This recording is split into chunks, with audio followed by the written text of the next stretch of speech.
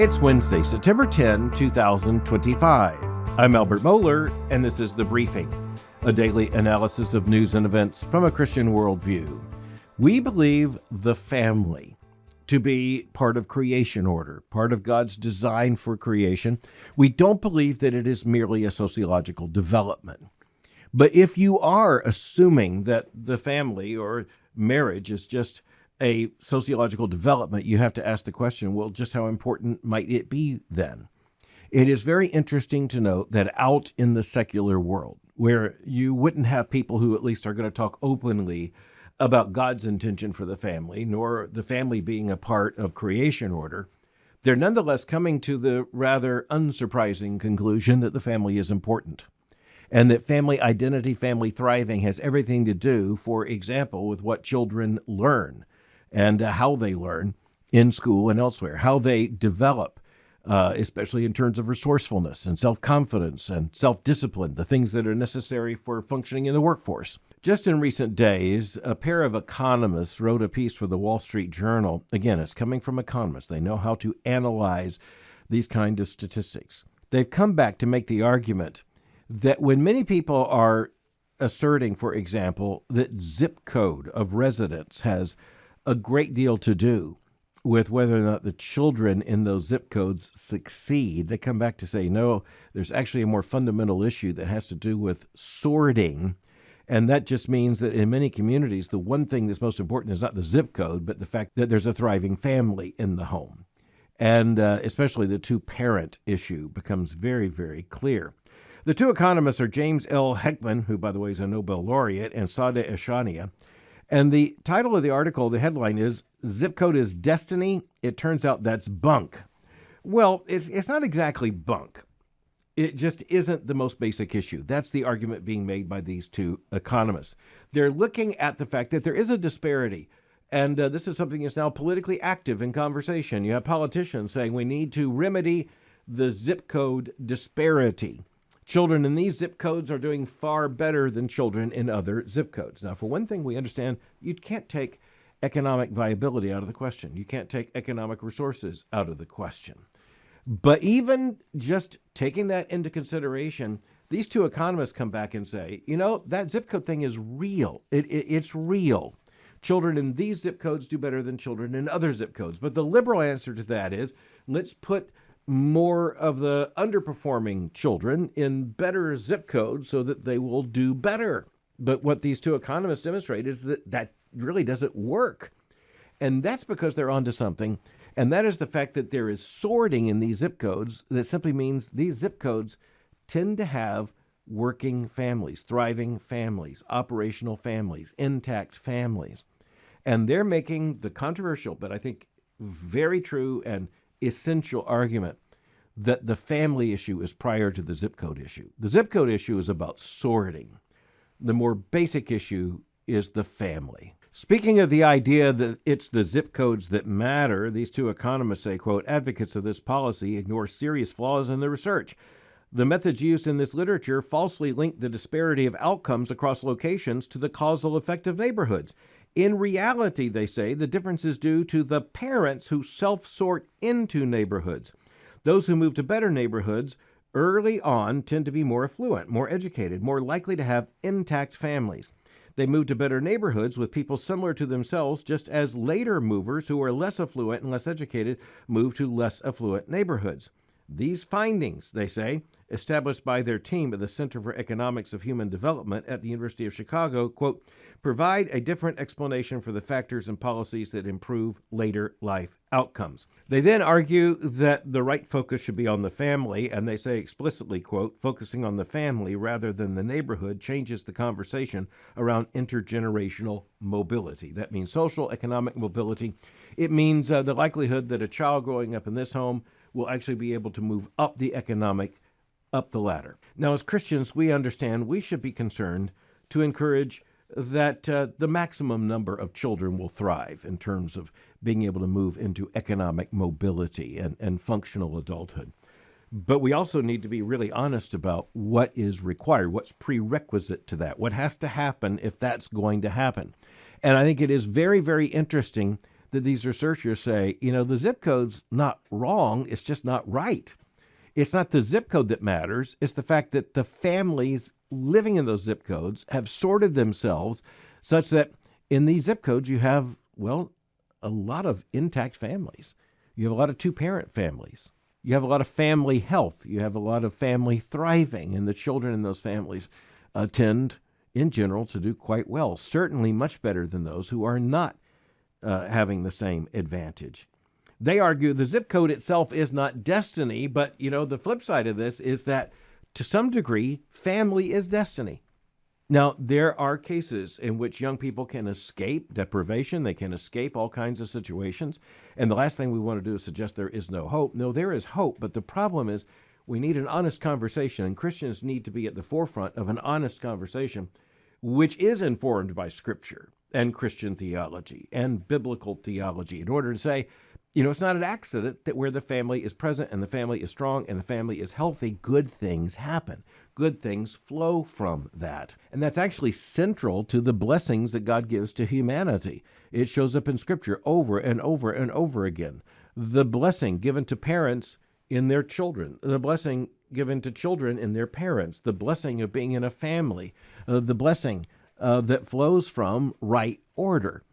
And so we come back to this issue. I think it's very, very interesting that it shows up in the Wall Street Journal in this kind of opinion piece. And, these economists, they're not so much making an argument about even what ought to be. It's not written that way. It's written about what is. And that's also interesting. This is data being provided to us. You're either going to accept this data or you're going to reject it. But there's also a reading of the data. And this is what I think is really important, because there are so many people in this country who want to say family really doesn't matter. Having two parents in the home really doesn't matter. And let's be clear, that means mother and a father in the home. That really doesn't matter. You can be laissez-faire. You can be creative. You just do what you want. You be you. The kids are going to turn out all right. Evidently, that's not true. And we as Christians understand that's because these children are at a significant disadvantage. One of the interesting studies that has been done, for instance, on the two-parent privilege or the two-parent advantage, and I'm using privilege there, understanding there's some on the left who want to make that something that is bad, a symptom of oppression, that no children should have that privilege. Our argument is every child should have that privilege, or at least society should order itself in such a way that most children, the vast majority of children, have that privilege. They have that advantage. And yet you'll have people who don't want to point to the two-parent reality because that's morally significant. Then they'd have to say, well, that behavior is not as good as this behavior. They might actually have to say that behavior is wrong, which is something in this morally confused age a lot of people, especially politicians, don't want to do. But it is really important. These two economists, one of them a Nobel laureate, comes back to say, it's not enough to look at zip code. The question is, how did the picture reflected in the zip code take place? And they speak of sorting, and that is something that's also morally significant. When you have, say, a mom and a dad and their kids, the reality is they really want to live in the midst of other mothers and fathers and their kids. When you have families, they naturally want to live alongside other families. They want their children to have friends. They want their kids to be on Little League teams and soccer teams and field hockey teams and all those things. They want them to be in a thriving environment. And that's quite natural. And let me just say, there are many in the left who want to say that's wrong. And our answer to that is no, that isn't wrong. It kind of gets back to one of the early distinctions between freedom in the West and communism in much of the world, where, the old joke that Ronald Reagan used to tell is that you had a Russian man standing on the curb who saw a limousine pass by, and he says, no one should ride in a car like that.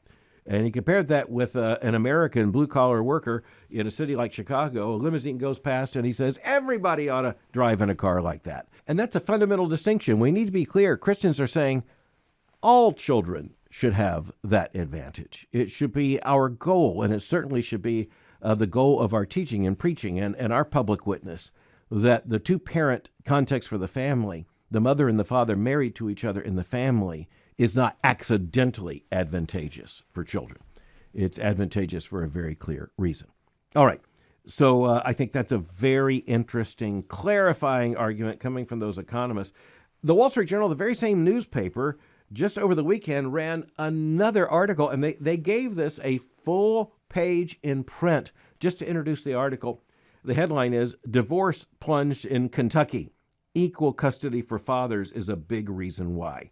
Rachel Wolfe wrote this article, and I'm speaking to you from Kentucky, as you know, and it is interesting to see that in this state, the divorce numbers have been going down, way down. Now, we should be thankful that the divorce rate has been going down at least marginally in most states. That's a good thing. Of course, there's also a problem with that, and that is that you have to match that with a lowering of the marriage rate as well. Let's just state the obvious. People who aren't married don't need divorces.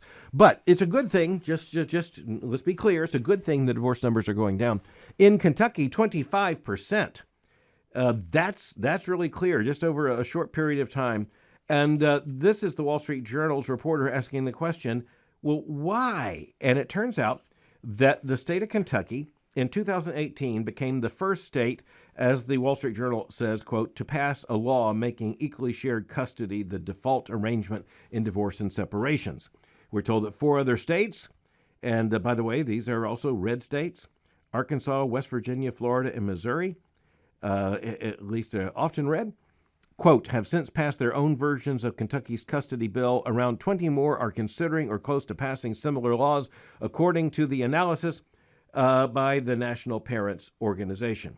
Now listen to this, quote, the law has become a model for other states, not least because Kentucky's divorce rate has plummeted between 2016 and 2023. It fell 25%, according to an analysis by the National Center for Family and Marriage Research at Bowling Green State University. So why? Well, Matt Hale, who's the vice president of the National Parents Organization, goes on to say, quote, giving kids equal access to both their parents is just common sense. Okay, let me just come back and say, yes, that's right. It's just common sense. But it's common sense because it's creation order. Okay, let's be clear about that. But he also says that the drop in the divorce rate was a quote, unintended bonus to the custody law. According to the Journal, Hale suggested, quote, that parents are increasingly likely to stay together because they realize they'll be in regular touch regardless, so that they might as well work it out.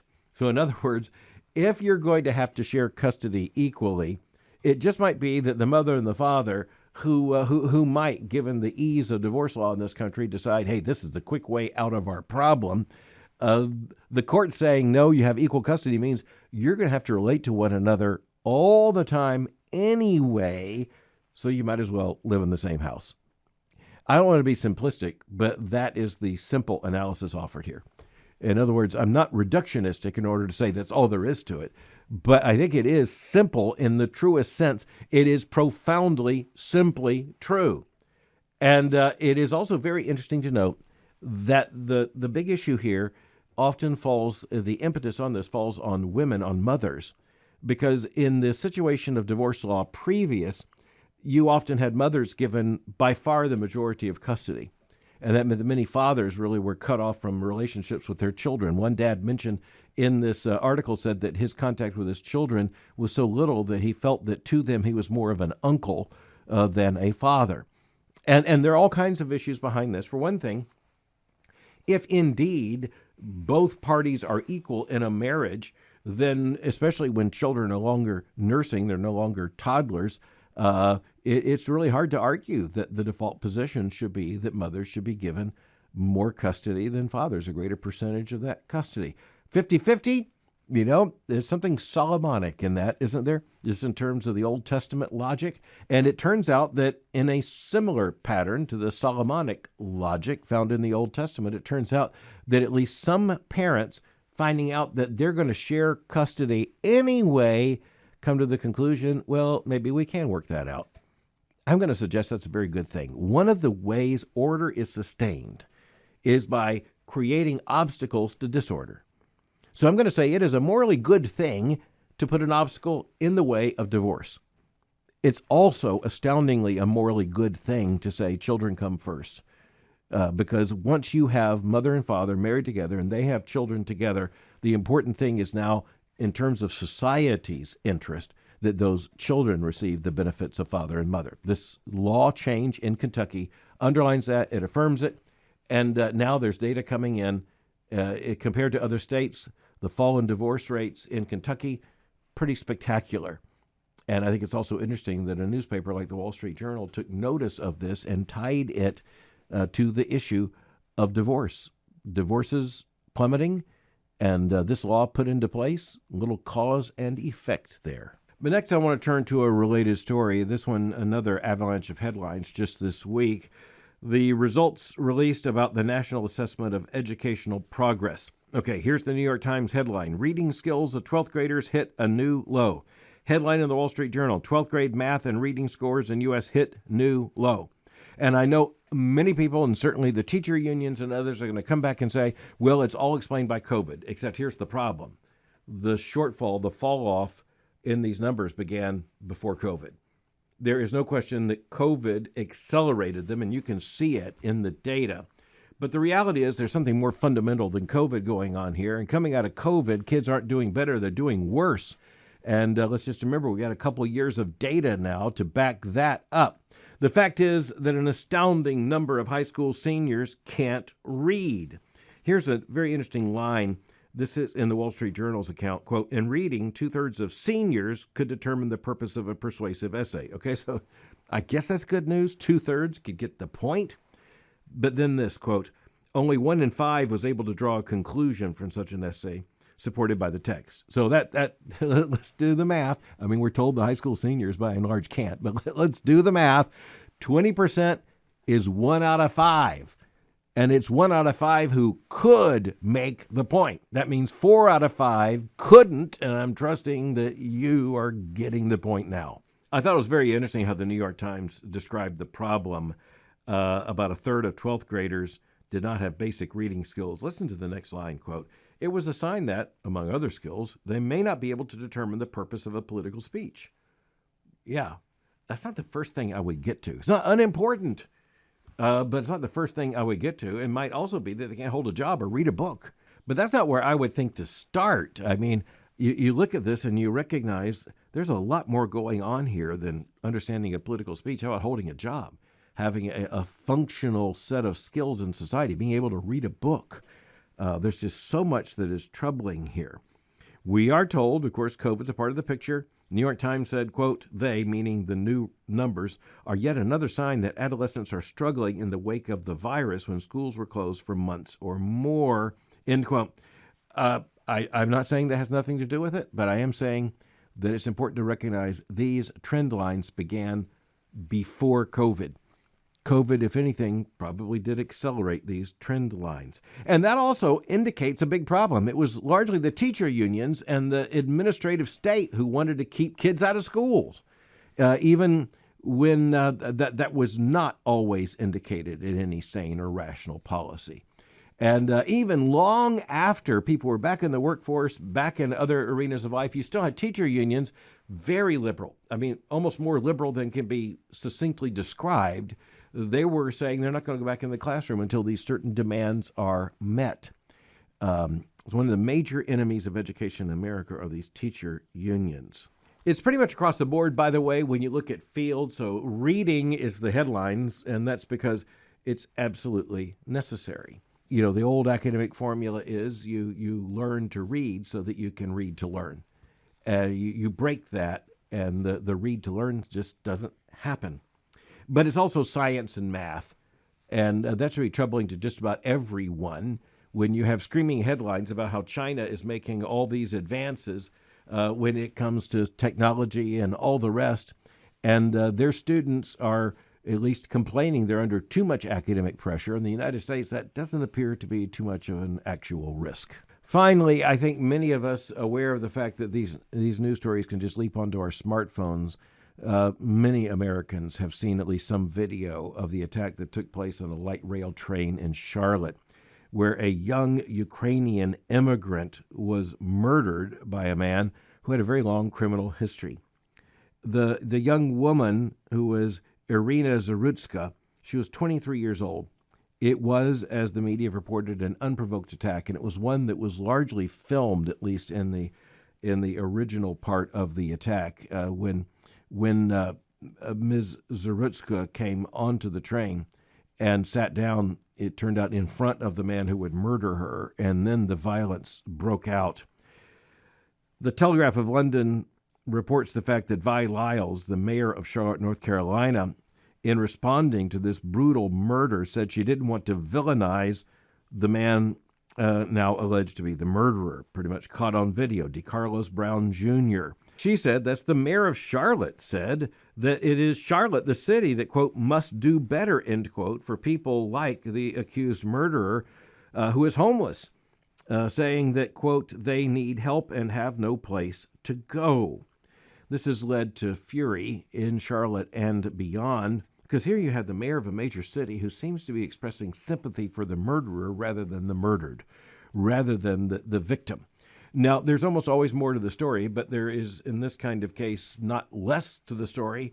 This is what the mayor said, and this is also against the background of the fact that the man who's now been arrested for the murder has been arrested 14 times in recent years, 14 times. He has been seen as a threat. He was convicted of robbery and larceny. He spent time in jail. He now faces, of course, first-degree murder charges. As the Telegraph says, quote, disturbing surveillance footage released by the Charlotte Area Transit System shows the young woman boarding the train and taking a seat in front of Mr. Brown, who appears agitated and restless in his seat 5 minutes into the journey. Mr. Brown appears to pull out a fold-out pocket knife before standing up and swinging his arm high before, quote, allegedly stabbing her 3 times in the neck. It's a horrifying story. It's horrifying in every single way. But it's also horrifying in a moral sense that here you would have some kind of statement which suggests solidarity, at least in some sense. I'm trying to be as careful as I can be, at least in some sense, to associate sympathy with the murderer rather than the murdered. And it's part of a larger pattern. The mayor went on to make the argument that when you look at this particular man who's homeless and been arrested so many times and clearly has some kind of mental health problem, that's acknowledged. It was known, at least to some of the community, before this happened. The mayor said, quote, I want to be clear that I'm not villainizing those who struggle with their mental health or those who are the unhoused. Mental health disease is just that, a disease like any other that needs to be treated with the same compassion, diligence, and commitment as cancer or heart disease, end quote. Okay, morally, there's a right and a wrong we need to recognize in that almost immediately. We do recognize that there are realities we can describe as mental illnesses, but to say they are just the same as cancer or heart disease, that's not true. And I think the average person has enough moral sense to know that's not exactly true. Someone else's tumor is not going to attack someone on a train.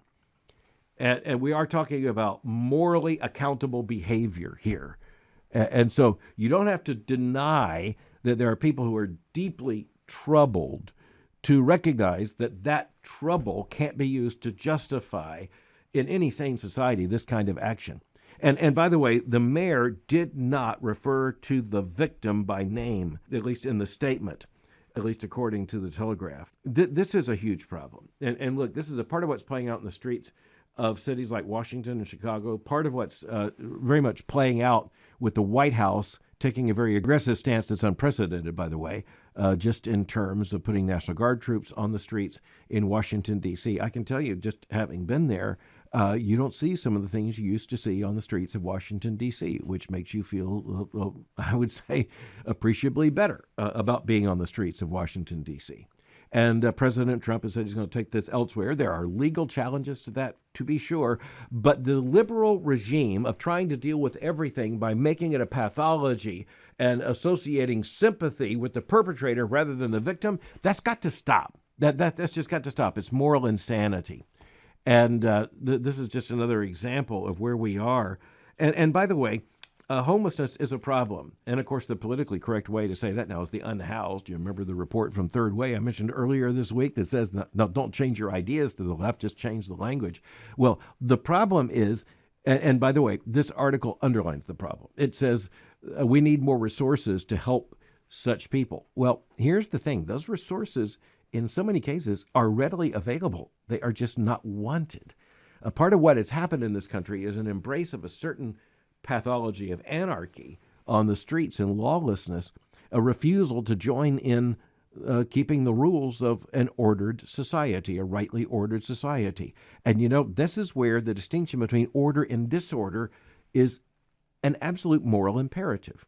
And any sane society works towards achieving maximum right order for right human flourishing in order for community to function and do well. And in order for people to be safe getting on a light rail train. And that video, it's shooting all over the internet, and there are many people saying, it can be misinterpreted. I think the big danger for many, they recognize, is that it can actually be pretty accurately interpreted. It should be very, very troubling to Americans that this young Ukrainian woman fled violence in her country to where she thought she would be safe. That's an indictment on any ideology or political policy that would make living in this country less safe. Thanks for listening to The Briefing. For more information, go to my website at albertmohler.com. You can follow me on X or on Twitter by going to x.com/Albert Mohler. For information on the Southern Baptist Theological Seminary, go to sbts.edu. For information on Boyce College, just go to boycecollege.com. I'll meet you again tomorrow for The Briefing.